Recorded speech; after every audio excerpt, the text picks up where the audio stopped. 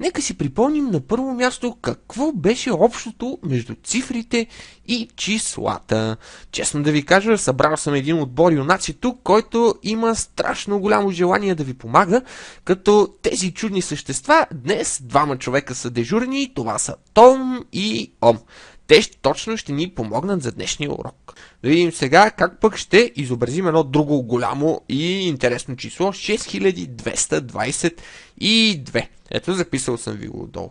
Естествено, на хилядите трябва да сложим 6 топчета. След това, стотиците 2 топчета, на десетиците също 2 топчета и на единиците също 2 топчета. Hello, сладори!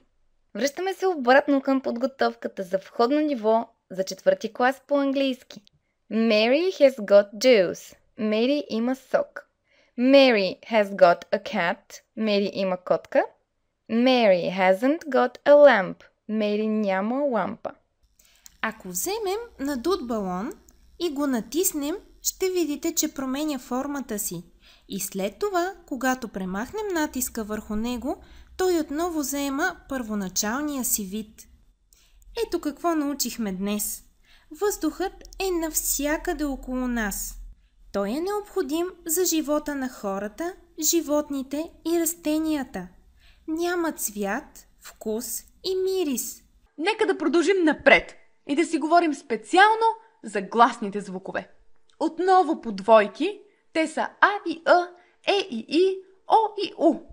Защо ги представяме по двойки ли?